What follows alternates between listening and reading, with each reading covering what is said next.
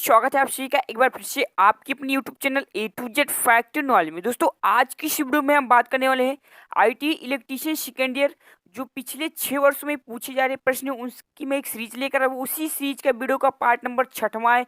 जिन्होंने अभी तक पिछला वीडियो नहीं देखा मैंने डिस्क्रिप्शन में लिंक दिया, वहां जाकर आप और सभी वीडियो को देख सकते हैं। दोस्तों इस वीडियो में हम 25 प्रश्न के बारे में बात करें जो कि 2017 के एग्जाम में आए हुए सभी प्रश्न हैं। दोस्तों हर एक प्रश्न के लिए आपको 3 सेकंड का समय मिलेगा, उसके बाद मैं राइट आंसर बताऊंगा। तो चलिए ज़्यादा देने को तो आज की इस वीडियो को स्टार्ट करते हैं। दोस्तों इसके बाकी जो 1 से 25 तक प्रश्न 24 तक उसको मैंने वीडियो में कवर कर लिया। उस वीडियो में पांचवी वीडियो में आप उस वीडियो को जाकर देख सकते हैं। तो पहला प्रश्न है आपका, कह रहा है चिमनी की दी गई ऊंचाई के लिए निर्मित ढांचा और चिमनी गैसों को दिए गए औसत तापमान। आपके सामने 4 ऑप्शन है। राइट आंसर हो जाएगा इसका ऑप्शन नंबर ए, बाहरी तापमान में वृद्धि के साथ घटते हैं। क्या होते हैं? बाहरी तापमान में वृद्धि के साथ घटते हैं। अगला प्रश्न है हमारा, कह रहा है सर्किट ब्रेकर की मार्किंग क्षमता होती है। तो ये आपके सामने 4 ऑप्शन, राइट आंसर बताइए इसका। इसका राइट आंसर हो जाएगा ऑप्शन नंबर बी, ब्रेकर की असीमितीय ब्रेकिंग क्षमता से अधिक सर्किट ब्रेकर की मार्किंग क्षमता होती है। अगला प्रश्न है आपका, कह रहा है अतिरिक्त उच्च वोल्टेज सर्किट ब्रेकर्स के लिए ब्रेकिंग धारा अनुपात के लिए मार्किंग क्या है। तो ये वाला काफी इंपॉर्टेंट प्रश्न है, ध्यान से।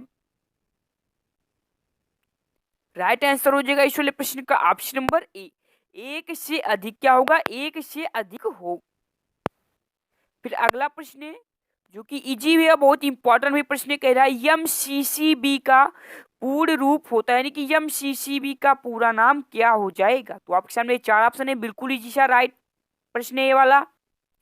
राइट आंसर हो जाएगा इस प्रश्न का option number C, module case circuit breaker. क्या हो जाएगा? Module case circuit breaker. अगला प्रश्न आपके सामने 29वां प्रश्न कह रहा है निम्नलिखित में से कौन सी एक अच्छी वायरिंग डिजाइन का लक्षण नहीं है। तो ये रही आपके सामने 4 ऑप्शन। राइट आंसर हो जाएगा इस वाले प्रश्न का ऑप्शन नंबर बी, प्रत्येक परिपथ में अलग अलग भार धारा। अगला प्रश्न 30वां प्रश्न कह रहा है एक बड़े क्षेत्र में एक बड़ा भार आपूर्ति करने के लिए निम्नलिखित में से कौन सा वितरण प्रयोग किया जाता है। तो ये रही आपके सामने 4 ऑप्शन। राइट आंसर हो जाएगा इन सभी का ऑप्शन नंबर डी, नेटवर्क वितरण। कौन सा वितरण? नेटवर्क वितरण प्रयोग किया जाता है। अगला प्रश्न है आपके सामने 31वां प्रश्न कह रहा है एक रेडियल वितरण प्रणाली डॉट डॉट में सप्लाई करने के लिए उपयोग की जाती है, यानी कि रेडियल प्रणाली होती है वो किसमें सप्लाई के लिए उपयोग नहीं की जाती है। तो राइट आंसर हो जाएगा ऑप्शन नंबर ए, उच्च घनत्व भार क्षेत्र में के लिए प्रयोग नहीं की जाती है। अगला प्रश्न है 32वां प्रश्न कह रहा है वह फीडर वोल्टेज क्या है जिस पर पावर का वितरण किया जाता है। बहुत ही इंपॉर्टेंट प्रश्न है ये वाला, हर बार एग्जाम में ये वाला प्रश्न पूछा जाता है। राइट आंसर हो जाएगा इस वाले प्रश्न का ऑप्शन नंबर डी, 11 केवी। क्या हो जाएगा? 11 केवी। अगला प्रश्न 33वां कह रहा है आपके सामने वायरिंग की लूप इन प्रणाली की निम्नलिखित में से कौन सी एक हानि नहीं है। तो इसकी जो एक हानि नहीं है वो ऑप्शन नंबर बी हो जाएगा राइट आंसर, कोई जंक्शन बॉक्स आवश्यक नहीं है। ऑप्शन नंबर बी इसका राइट आंसर हो जाएगा। दोस्तों यह जो हमारा वीडियो ना कि आईटी बल्कि जितने भी टेक्निकल एग्जाम हो इससे भी टेक्निकल एग्जामों के लिए बहुत ही महत्वपूर्ण होने वाला है।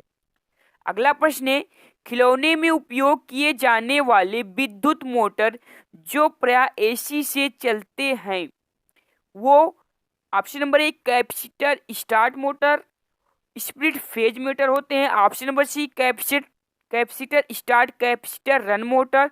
Option number D shaded pole motor. तो इन यानी आपको बताना है जो खिलौने में मोटर प्रयोग की जाती हैं वो कौन सी मोटर होते हैं।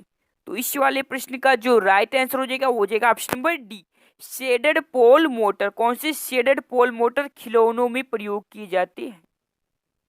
बढ़ते हैं अगले प्रश्न और अपना अगला प्रश्न देखते हैं। अगला 35वां प्रश्न कह रहा है निम्नलिखित में से किसके लिए धारा रेटिंग आवश्यक नहीं है। तो ये वाला भी प्रश्न काफी इंपॉर्टेंट प्रश्न है। राइट आंसर हो जाएगा ऑप्शन नंबर सी, आइसोलेटर के लिए धारा रेटिंग आवश्यक नहीं है। अगला प्रश्न 36वां प्रश्न कह रहा है रिले के लिए गति देने की राशि क्या है। प्रश्न एक बार फिर सुनिएगा, रिले के लिए गति देने की राशि क्या है। तो राइट आंसर हो जाएगा इस वाले प्रश्न का ऑप्शन नंबर डी, ये सभी परिमाण, आवृत्ति, फेज कोण ये सभी आवश्यक होते हैं। बढ़ते हैं अगले प्रश्न की ओर। अगला प्रश्न देखते हैं। अगला प्रश्न कह रहा है निम्नलिखित में से कौन सा घटक क्षतिग्रस्त से लाइनों की सुरक्षा को सुनिश्चित करता है। बहुत ही इंपॉर्टेंट प्रश्न है ये वाला भी। तो इस वाले प्रश्न का जो राइट आंसर हो जाएगा वो जाएगा ऑप्शन नंबर ए, रिले। कौन सा, रिले। अगला प्रश्न है 38वां प्रश्न कह रहा है सुरक्षात्मक रिले क्या निर्धारित करते हैं। तो ये रही आपके सामने चार ऑप्शन, अच्छे से चारों ऑप्शन को पढ़ लीजिए, उसके बाद राइट आंसर बताइएगा। तो जितने लोगों ने इस वाले प्रश्न का ऑप्शन नंबर बी राइट सुना है बिल्कुल सही है। संपर्क बंद करना जब गति देने वाली राशि एक निश्चित पूर्व निर्धारित मान प्राप्त करती है, यही इसका राइट आंसर हो जाएगा। सुरक्षात्मक रिले यही निर्धारित करता है। बढ़ते हैं अगले प्रश्न की ओर और अपना अगला प्रश्न देखते हैं। 39वां प्रश्न हमारा आ गया है, कह रहा है घर में सीलिंग फैन में उपयोग किए जाने वाले मोटर का प्रकार है, यानी कि जो आप सभी के घरों में सीलिंग फैन प्रयोग करते हैं उनमें जो मोटर होता है वो कौन से प्रकार का मोटर होता है। काफी इंपॉर्टेंट प्रश्न वाला ये वाला भी। जितने लोगों ने इस वाले प्रश्न का ऑप्शन नंबर बी चुना है बिल्कुल राइट आंसर है आप सभी का, कैपेसिटर स्टार्ट मोटर। कौन सा दोस्तों, कैपेसिटर स्टार्ट मोटर होता है।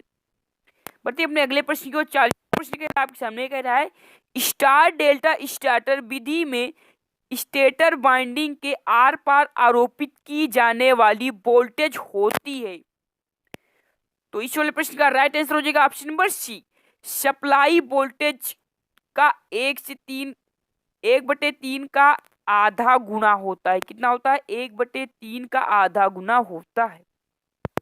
बढ़ते नेक्स्ट प्रश्न की ओर। अगला प्रश्न देखते हैं। अगला प्रश्न कह रहा है 41वां प्रश्न कह रहा है star delta starter dot dot में उपयोग किए जाता है, यानी कि स्टार डेल्टा जो स्टार्टर होता है उसका कहाँ पर उपयोग किया जाता है। तो स्टार डेल्टा स्टार्टर का प्रयोग ये सभी स्थानों पर किए जाते हैं। आटा मिल में भी किया जाता है, पंप में भी किया जाता है और मशीन टूल ड्राइव में भी किया जाता है। इसका राइट आंसर हो जाएगा ऑप्शन नंबर डी, ये सभी।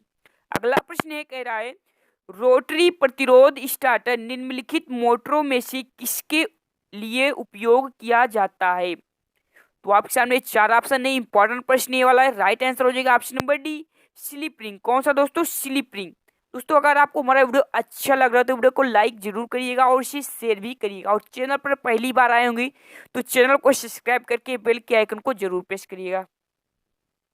अगला प्रश्न हमारा 42वां कह रहा है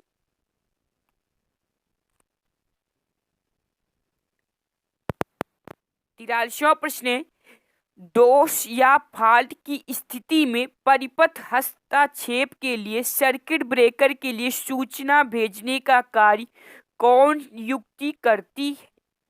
प्रश्न एक बार फिर सुन लीजिएगा, इंपॉर्टेंट प्रश्न, ध्यान से और अच्छे से समझ भी लीजिएगा। कह रहा है दोष या फॉल्ट की स्थिति में परिपथ हस्तक्षेप के लिए सर्किट ब्रेकर के लिए सूचना भेजने का कार्य कौन सी युक्ति करती है। तो इसका जो राइट आंसर हो जाएगा वो जाएगा ऑप्शन नंबर ए, रिले करता है। कौन सा दोस्तों, रिले करता है। दोस्तों आपके सामने अगला प्रश्न 44वां प्रश्न कह रहा है भूमिगत केबल पर बेडिंग का उद्देश्य क्या, यानी कि जो भूमिगत केबल होती है उसमें जो बेडिंग की जाती है उसको करने का मेन उद्देश्य क्या रहता है। तो उसका जो मेन उद्देश्य होता है वो होता है यांत्रिक चोट या शीत की रक्षा करना होता है, यही उसका मेन उद्देश्य होता है। ऑप्शन नंबर सी इसका राइट आंसर हो जाएगा। बढ़ते हैं अपने अगले प्रश्न की ओर। अगला प्रश्न देखते हैं 45वां प्रश्न कह रहा है किन प्रकार के इंसुलेटर की रचना तरंगित होती है या डॉट बढ़ाने के लिए किया जाता है। तो इसका जो राइट आंसर हो जाएगा option number C, flash over voltage बढ़ाने के लिए किया जाता है। किसके लिए किया जाता है? फ्लैश ओवर वोल्टेज को बढ़ाने के लिए किया जाता है। अगला प्रश्न है आपके सामने कह रहा है मुख्य ट्रांसमिशन के ऊपर 400 केवी के लिए इंसुलेटर की एक स्ट्रंग में डिस्क की संख्या की रेंज होती है। इसका जो राइट आंसर हो जाएगा ऑप्शन नंबर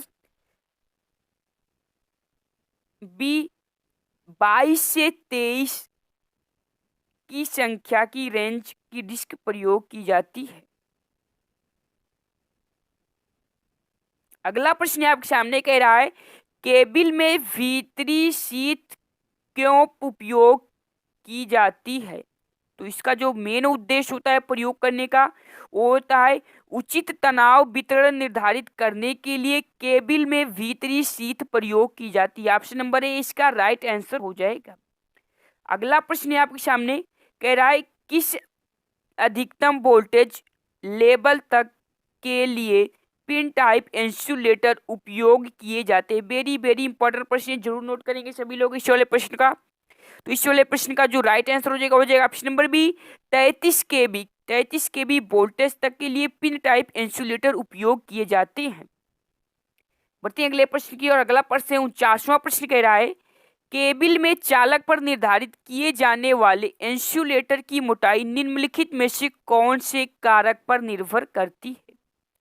तो इसका जो राइट आंसर हो जाएगा ऑप्शन नंबर ए ऑपरेटिंग वोल्टेज पर निर्भर करती है। किस पर करती है? ऑपरेटिंग वोल्टेज पर निर्भर करती है। बढ़ते अपने अगले प्रश्न की ओर, लास्ट प्रश्न देखते हैं।